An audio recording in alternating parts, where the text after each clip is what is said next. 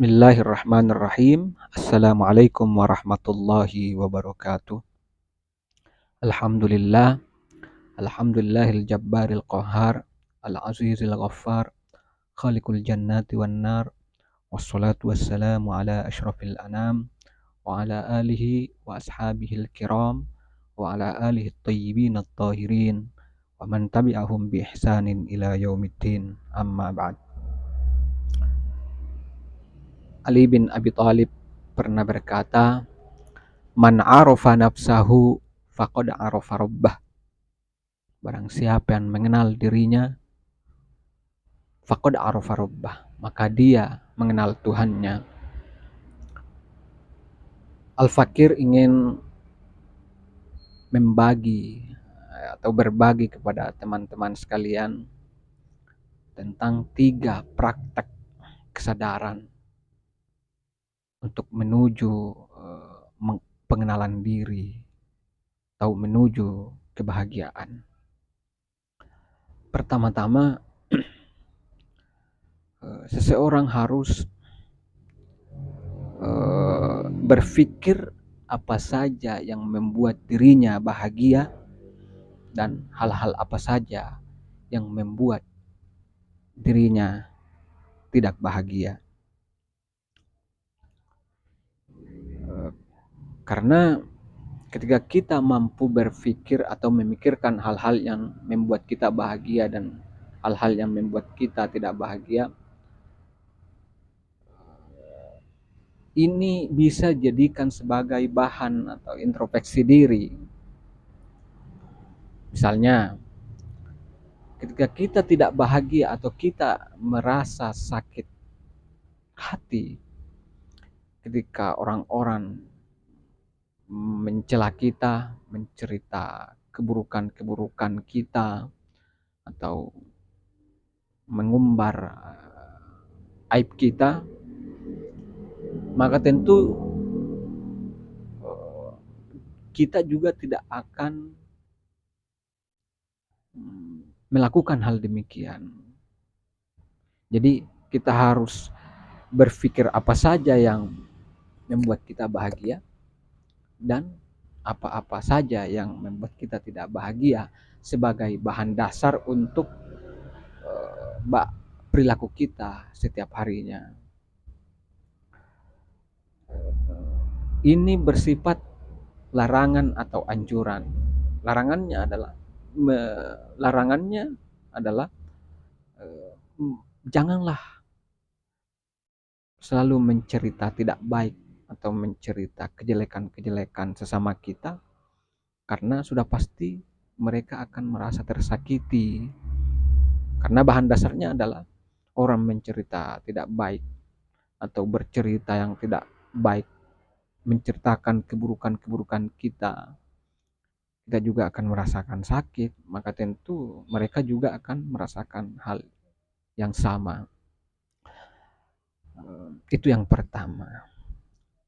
Praktek kesadaran yang kedua adalah manusia harus kembali kepada sifat naturalnya atau sifat alamiahnya. Sebagai contoh, ketika tangan kanan kita tanpa sengaja memukul tangan kiri, maka tangan kanan ini akan senantiasa menyayangi tangan kiri ini atau merawat tangan kiri ini, dan sebaliknya tangan kiri ini tidak akan marah kepada tangan kanan yang telah memukul si tangan kiri ini. Nah, begitu juga pada kehidupan kita sehari-hari, interaksi sosial kita sehari-hari. Ketika kita tanpa sengaja ataupun sengaja menyakiti orang lain, kita dianjurkan untuk minta maaf. Seperti halnya tadi ini, si tangan kanan ini merawat si tangan kiri. Nah, ini berbicara tentang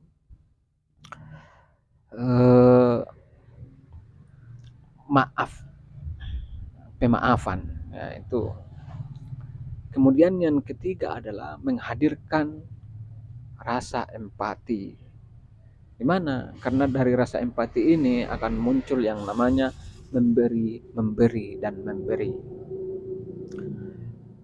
Ketika 3 praktek kesadaran ini kita mampu melakukannya, maka kita tidak hanya menjadi masyarakat tontonan, tapi juga kita menjadi manusia tuntunan.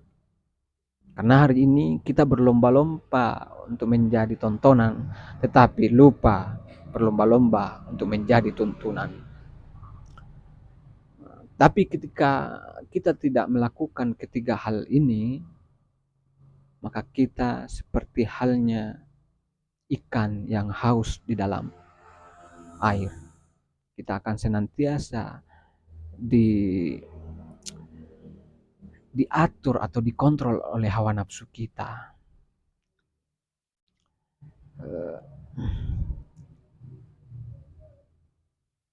Karena hari ini kita sibuk mengejar kekayaan, mengejar kekuasaan, memperbanyak harta, tanpa sibuk mempertanyakan untuk apa kita mengejar.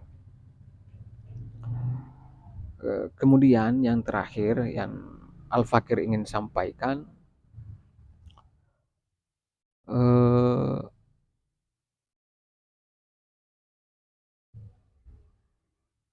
karena kita ini adalah makhluk hidup, maka tentu hal yang pasti akan kita lalui adalah kematian.